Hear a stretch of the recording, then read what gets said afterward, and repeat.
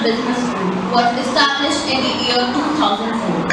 GIBS is affiliated to Guru Gobind Singh Indraprasth University, Delhi, and is approved by All India Council for Technical Education, Ministry of HRD and Government of India for Technical Courses, and Bar Council of India for Law Courses. The institute is accredited as Category A by National Assessment and Accreditation Council (NAAC) and accessed as Category A+ by State Fee Regulatory Committee, a fee committee of Government of NCT of Delhi, and rated highest grading A by Joint Inspection Committee of Government of NCT of Delhi and IIC University. The institute has been rated Grade A by Academic Audit Cell of IIC University consecutively from past 5 years. GIBS has also been rated number 2 by Times B School Survey 2021. The institute conducts postgraduate courses of MBA first and second shift, MBA International Business, and undergraduate courses of BBA first and second shift, BBA LLB and BA LLB. The emphasis at GIBS is on the overall society development of students in order for them to face challenges in their competitive professional lives with a value-based approach. At GIBS, thrust is on overall development of students so that they can face the challenges in their competitive professional life with value-based approach. GIBS has constituted its IIC, that is Institute Innovation and Entrepreneurship Cell, under the guidance of MOE IIC. IIC keeps on organizing webinars and workshops to further the cause of the entrepreneurship. This webinar is also the part of the initiatives undertaken by IIC. Entrepreneurship and innovation are central to Prime Minister Modi's vision for transforming India, which makes even more relevant. Most business managers will have heard of the 4 Ps: product, price, people, and place. But there are yet another 2 more Ps when it comes to startups. They are product market fit and problem solution fit. With product market fit, you may successfully identify what your product should be. You can test the market with a minimal viable product. While with the problem solution fit, you have assessed whether your product solves a problem or is the product of a problem. That is a big enough to warrant its creation. For example, some people will have a product idea for an app that helps people with their exercise routine. Having tried it out, they have found that it made them more motivated in their workout, and this was the product they wanted to sell on to potential customers. Problem solution fit can solve a real problem and align it to a vital market. PSF is the fusion of intellectual and hard skills required for startups to solve problems that can be monetized. Product market fit is a very important indicator to determine if you have a right product to market at the right time. This is not an easy process. It's quite difficult to have a product in front of customers, but product fit can be done successfully. Objectives: to make students familiar with the concept of problem solution fit and product market fit, to help the students to acquire knowledge about the difference and similarity between problem solution fit and product market fit. In order to fulfill these objectives, we have our eminent speaker with us, Dr. Ajay Anand. Dr. Ajay Anand is a DPUI learner with over 15 years of experience across diverse domains, including startup and mature corporates. Dr. Ajay has proven track records in strategizing and executing campaigns for business and brand growth. He launched India's first self-drive service, Miles Cars, and has led multiple portfolios and products as an entrepreneur. He has worked in companies like Audi, PVR, State Bank India, Miles, and Beckett in India, as well as multiple national markets. He has been acknowledged for strengthening companies in highly competitive markets. We welcome you, sir. An hour or 45 minutes, whatever we have, to take out something and learn.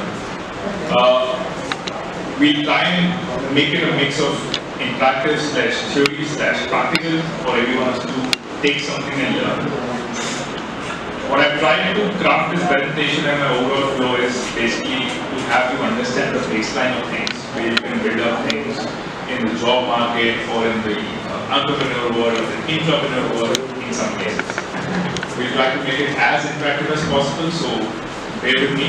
If you think it's boring, raise your hand and we'll redo it from the start. Okay. Feel free, be open. Let's learn together something, okay?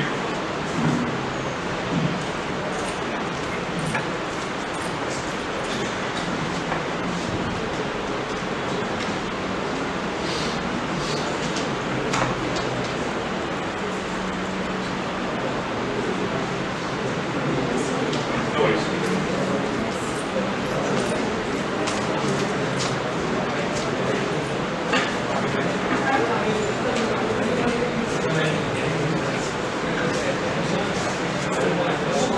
Just in about 2 years.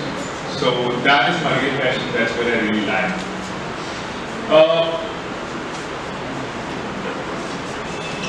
What do you understand about this? Anything which comes to your mind? It's all about marketing and advertising your company, and basically if you are starting up your organization or a small company, so basically it's called a startup, and it's a overall process of developing how to generate employment and earn even more profits at company growth in the future process. Absolutely right. So this basically is a word cloud. So we sit somewhere or we sleep and we have dreams, we have these looming thoughts in our mind, right? Ye kya hoga, wo kya hoga, college fest and party tomorrow, this movie or the exam tomorrow or my girlfriend or my boyfriend, whatever. There are always some thoughts and some words which loom in our mind. These are the words and the clouds and the looms which are there in the mind of an entrepreneur.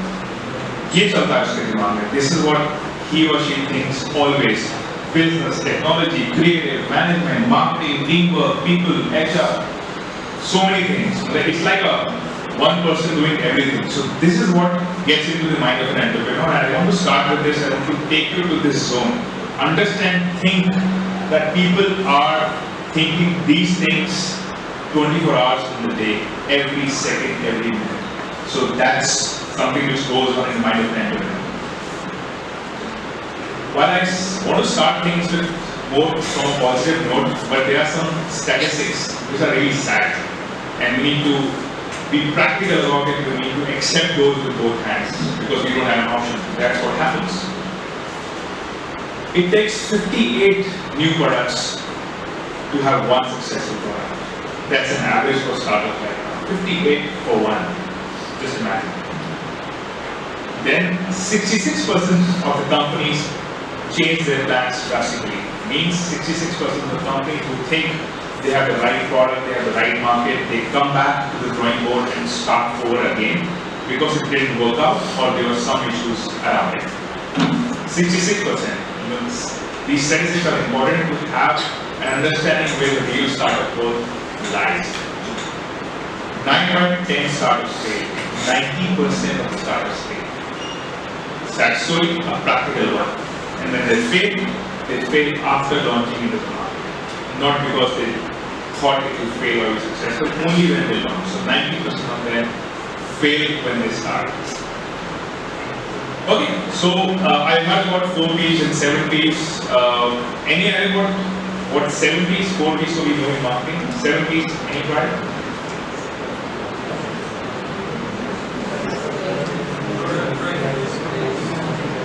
Four P's we know.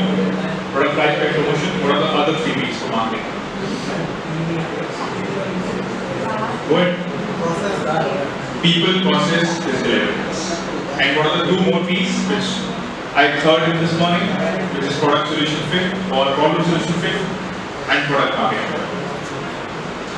So basically these 2 topics which I've been told to talk in more detail today falls under a stage of a startup, which is this.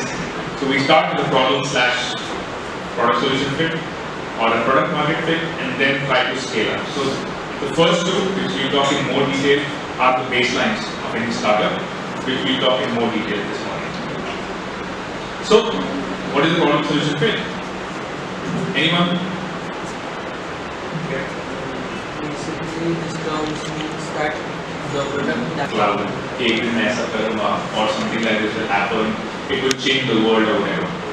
That's where we need to get our eyes and mind. Then when you reach a problem solution fit,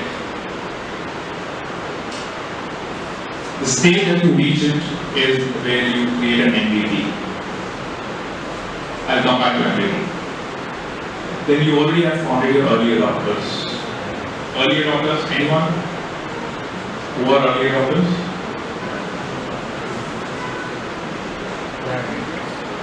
Yeah, go ahead, anyone? Whenever a product launches in the market, the customer who consumes first smartphones. Yeah. People who are crazy about things. iPhone 14 also. Few people will say, I'll take it. 6 months down the line, price come hoga to settle on it, let me see the features, let me see my friend's hand. And there's him who's saying, I'll stand in the queue at the Apple store one day before and I'll take it. He's an early adopter, maybe I'm not. So those are people who go crazy about any new thing which comes into the market. Any damn thing, because they want to try it first, satisfy their own self, or to brag about it that I've got it for the first time. Right? We all love to brag. So those are people who are early adopter, absolutely right. And you manage to have people to charge enough for your solution so that the people are happy. You get to a real problem solution fit when people are actually willing to pay you and they've actually tested and come back to you by some payments, right?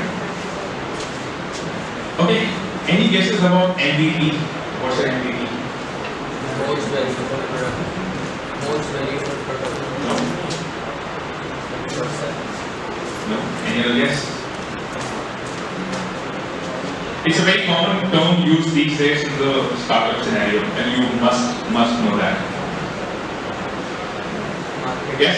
Market value. No. Keep trying, keep trying. Sorry? Why was the right word? It's minimum viable product. So you create a software, you create technology. You don't invest anything and everything on that product as of now. You build it as scratch, 10%, 20% of it, and have people try and test it. I don't know how many of you are from the IT domain, but if you create a software, you never create it in full. You always create a scratch of it, give it to testing, to users or your testing team and say, make it, break it, tell me what's wrong, tell me what's good, and then you take feedback and then come back again. A beta version, almost. So even if it's a scratch FMCG product, you don't build that like a full assembly line for that in the start. You build a scratch and then come back. So for example, in some Unilever, not sure if you guys have experienced this, they usually do now more in the regional scenarios. Let's say they come up with any new cosmetics item or a face wash again, for your example. They have this, mohalla, cluster type places where they also ask females to test the products and they give it like a sweet kitty party or something that they have named, I forgot the name. And they give out this product for sampling. They do only for, let's say, 500,000 or 10,000 products depending on the market they're launching. They don't go and say, okay, create 1,000 products, create 20 lakh products right away, because it will be a waste of the assembly line. They create it and they may not have everything in that product right now. They may have to ask for feedback saying, okay, this is more of kitchen, this is more of the oily stuff, this is more of the creamy stuff, and then they come back and launch it again. So this is what a company like HUL does in India and the international markets. So MVP is a minimum viable product, a must-use term in the startup scenario. Okay, is your solution a product? No. Your solution is never a product. For example, so you're taking up your example of face wash. So if you create a face wash, are you done? No. Creating a face wash only is not a solution to the problem. Is it available online? Is it available near my kirana store? Is my cosmetic store?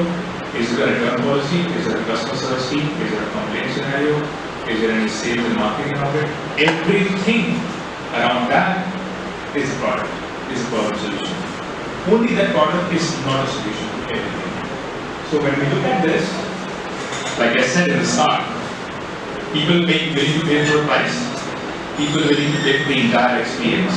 That is a solution, and not just creating a product and say, okay, here's my product and done, here's my smart. No, that doesn't happen in the real world. A little more deeper into the blueprint product problem solution fit. I don't want to spend more time because this will bore you guys, but very, very important for you to just have a basic understanding and blueprint of how a real entrepreneur will look at things from a problem solution fit here. So if you see, you look at least 3 problems that you want to solve. You look at the top 3 features. You look at the UUP, which is the unique value proposition. How are you different than others? That's important. What's the unfair advantage? Can your friend copy your face wash idea? Is it easy or it's bad? If it's easy, then it's not a great idea. If it's difficult, then it's an absolute brilliant idea. Can that idea be copied easily? That's again a very important scenario for a problem solution fit and a product perspective. Then what are the key activities that will drive the revenue? The revenue is the king. And what are the channels that you sell? Like I said, face wash is example. Available online, at a kirana store, Russian store, cosmetic store, lifestyle store, whatever. You need to look at that as well.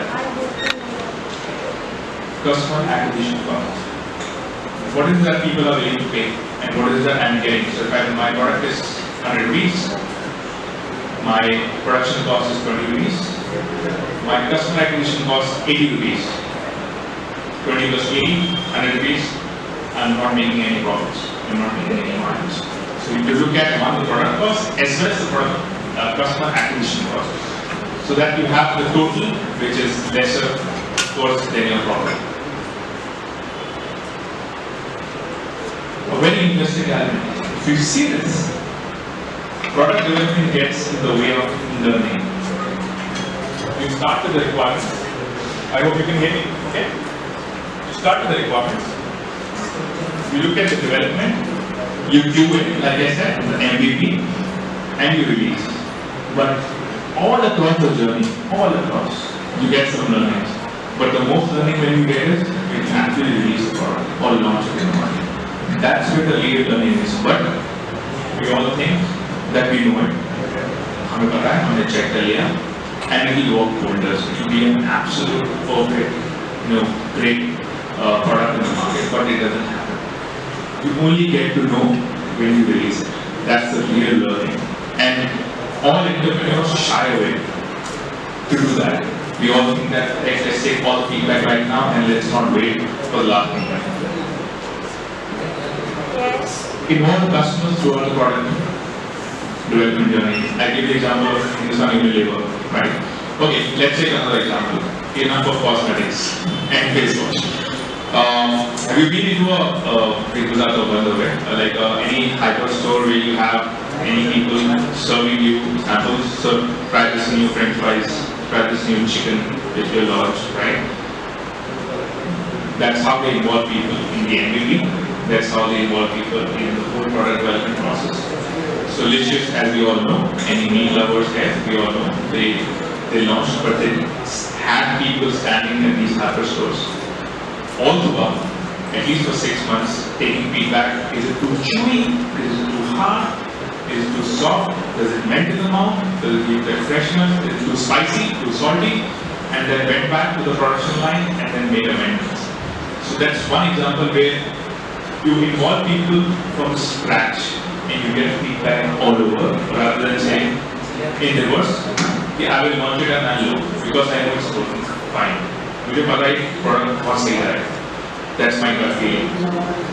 We are wrong there. So too much of that, too little of that is always bad. All you need to do is a balance of things. Too much of feedback also might hamper your plans, and too less of feedback also might hamper your plans. So enough ज्ञान done. कि problem बना लिया, solution बना लिया, सब कुछ, but होता कैसे? How does it really start as a process? If you were to look at it and sit on a table with a pen and paper, how does it really start? I told about these things, right, in the start, if you pay attention. Two things I will focus more here, which is conduct problem interviews, conduct solution interviews. Easy, right? I'll pick up and say, okay, what's your name? And say, okay, let's sit on an interview and tell me what's your problem are, and I'll create a solution for it.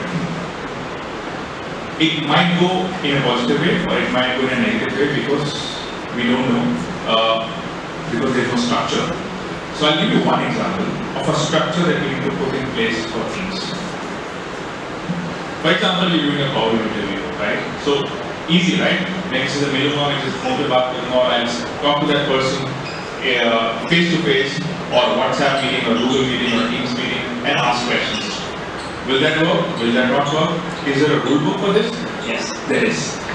Something like this, where you structure your questions based on the whole set. You set the scene, you have the demographic set, you have described the problem, you have hypothesis, customer must rank on the top 3 problems, you ask people to rate that subset of problem they have. Maybe like me, I have 1,000 problems, I'm sure everyone has, right? What are the top 3 problems? Can you answer that? That's the most difficult question.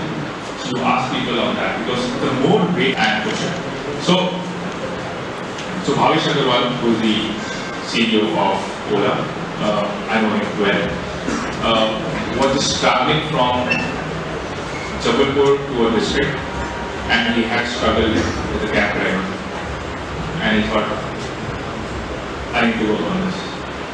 That's the thought he had, because he had a bad experience with the shopper, which did not treat him well. He just stopped the car and asked him for extra money, and he said, no, that's not going to happen. I need to do something about it.